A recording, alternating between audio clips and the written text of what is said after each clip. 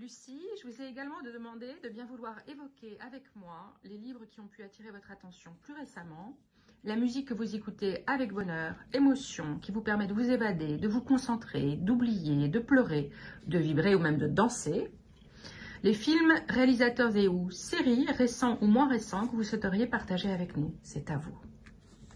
Alors récemment, j'ai eu un coup de foudre complet pour un ouvrage qui est écrit par un auteur qui s'appelle Mathias Rambaud et le titre en est Fille donnée aux Adamites. Très beau titre, très énigmatique. Et dans mon panthéon littéraire, j'ai évidemment oublié de mentionner Gracq, qui est probablement l'auteur que je place au-dessus de, peut-être pas au-dessus de tous, mais qui a été très important pour moi. Et il m'a fait penser, ça faisait longtemps que je n'avais pas eu cette impression d'immersion dans une écriture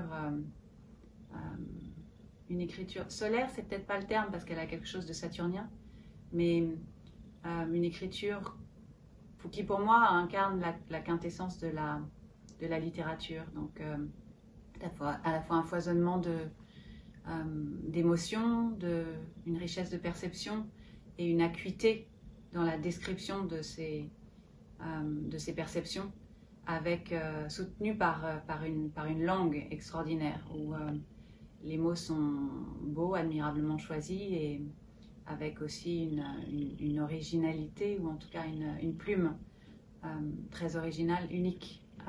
Voilà, donc très bel ouvrage sorti en septembre dernier, je crois. Fille donnée aux Adamites. Pour la musique, ce que j'écoute, alors il y a des choses que j'écoute beaucoup de classiques et de jazz par ma formation ayant travaillé pour un festival de jazz.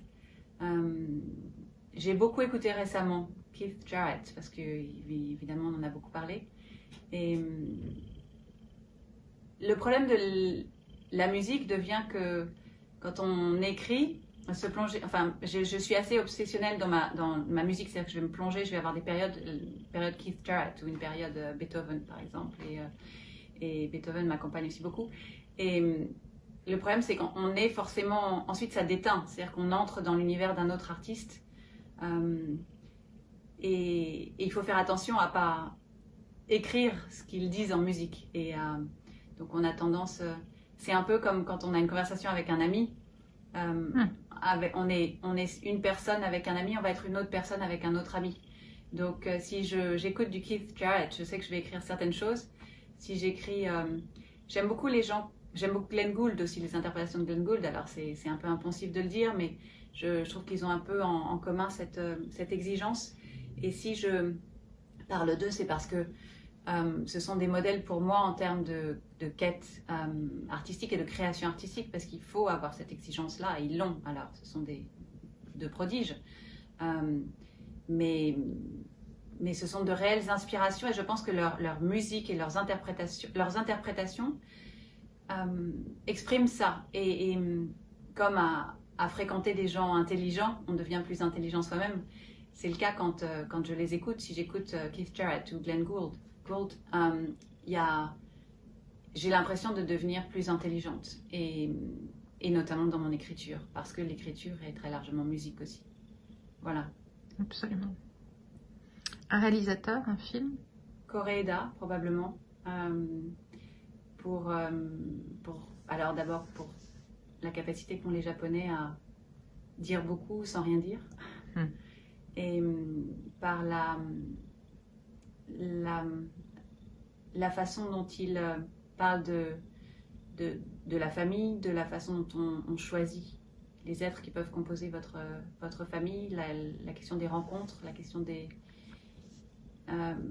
aléas de la vie aussi, et de ce qu'on en fait, comment on les traite, et surtout de tout son univers à nouveau, qui est évidemment très japonais, mais très unique aussi. Voilà, j'aime beaucoup Koreeda, vraiment j'aime beaucoup ses films.